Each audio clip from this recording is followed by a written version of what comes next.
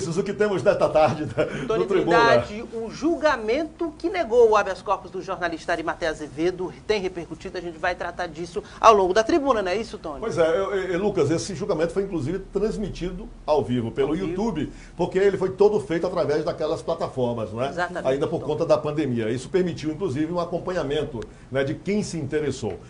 Nós vamos detalhar o resultado que podemos trazer, já adiantar Exatamente. aqui, é de que houve ali naquele momento uma derrubada, né, da garantia que Arimatea Azevedo estava tendo de uma prisão domiciliar. Ele está retornando ao sistema prisional por decisão dos desembargadores, não é isso, Lucas? Exatamente, Tony. O jornalista está preso desde o início do mês por uma acusação de extorsão. Né? Ele estava preso em prisão preventiva, foi dado a ele o direito da prisão domiciliar em virtude da pandemia. No julgamento de hoje, coloca a foto do julgamento aí, só a foto do julgamento, Tony, para a gente ver. No julgamento de hoje foi negado o direito ao habeas corpus impetrado pela defesa. Você vê aí o advogado Breno Macedo, que sustentou a defesa de Arimatea Azevedo. O desembargador Joaquim Santana é o relator, Tony, ele votou para conceder a prisão domiciliar para o Arimatea Azevedo. Já os outros dois... Inclusive foi ele quem concedeu a liminar. Exatamente. Já os outros dois desembargadores, o desembargador José James e o desembargador Oliveira, eles negaram, foram contra, abriram a divergência, portanto, por 2 votos. E nós tivemos ali a presença do Ministério Público, né? Exatamente. Tony, olha só a situação. A gente sabe que o Arimatea, ele mexeu com muita gente poderosa nesse tempo, né? E durante o julgamento, o desembargador Erivan Lopes, que inclusive já chegou a pedir a prisão de Arimatea Azevedo por outro problema que os dois tiveram, ele participou do julgamento. Ele está impedido. Esse DL que você vê no vídeo é o desembargador Erivan Lopes. Certo. Ele participou, claro, não julgou, não se manifestou, mas esteve presente durante todo o julgamento. Virtualmente, mas estava lá. Para o telespectador que ainda não sabe, a maioria já sabe, essas letrinhas que não tem imagem são pessoas que estão aí que não acionaram suas câmeras. E às vezes nem os seus microfones, mas estão ouvindo tudo, né? Estão participando mesmo na condição de ouvintes que seja, mas estão aí, estão dentro do sistema. Pois não, exatamente, Lucas, Tony, o que pode até dar para a defesa o direito de requerer uma nulidade do processo lá na frente, porque aí há quem veja uma forma de pressão de Erivan Lopes sobre os outros desembargadores. Tony, eu separei um trechinho do final do julgamento que mostra o voto do desembargador José James e o relatório geral lido pelo desembargador Joaquim Santana. Vamos ver.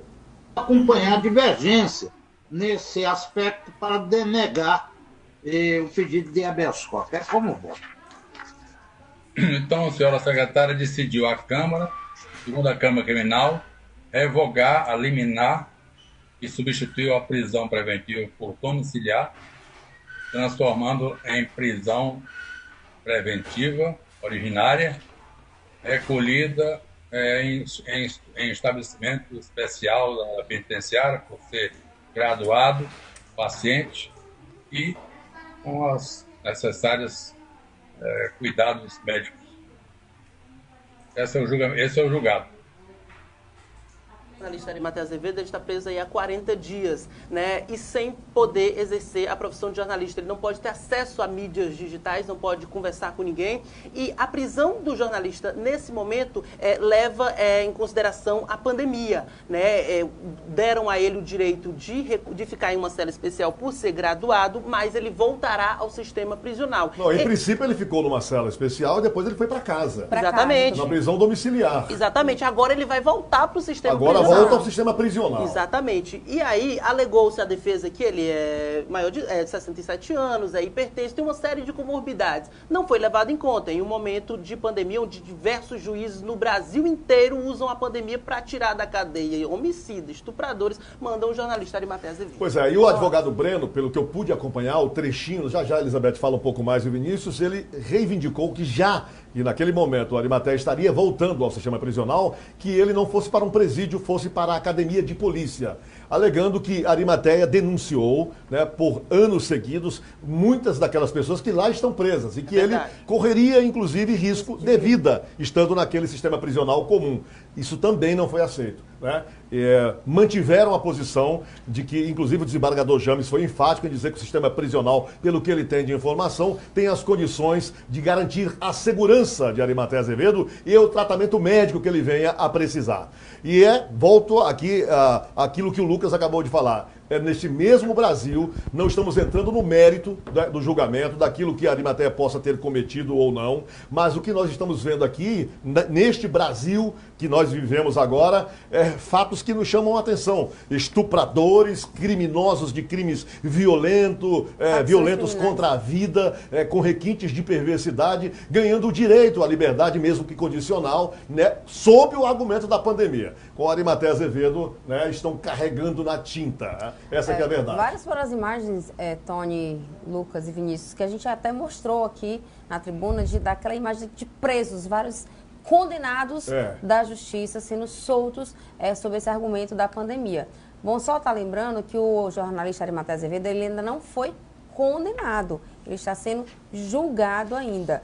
E sobre esse assunto, o Arimateia Azevedo, ainda no início dos primeiros dias quando se deu a sua prisão, ele chegou a apresentar alguns sintomas da doença, foi quando lhe foi concedida a prisão domiciliar, por também, como colocou o Lucas, pertencer a esse grupo de risco e apresentar algumas comorbidades.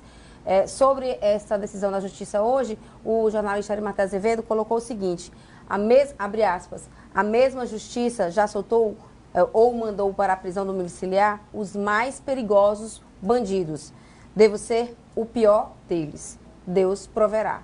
Foi isso que a Arimateia falou hoje? Exatamente. Nós temos, inclusive, um exemplo, né, Tânia? Onde é que está, por exemplo, o Correia Lima? Onde que ele está nesse momento? Qual é o tipo de cadeia que ele se encontra, né, em Parnaíba? Então, assim, a gente percebe, muitas pessoas da Justiça falam, inclusive que nesse caso do Arimateia, existe uma espécie de exagero de perseguição, não que a gente esteja defendendo, né, caso ele tenha cometido realmente algum tipo de crime, mas que existe o exagero, já que a própria lei diz isso, que você não pode ser misturado a outros tipos de criminosos, né, ou a algum tipo de criminoso. Então, por que esse exagero, né? É o que a gente também cobra, assim, o que a gente espera. E os vídeos também estão sendo cobrados, viu, Tony? Eu não falaria em exagero, eu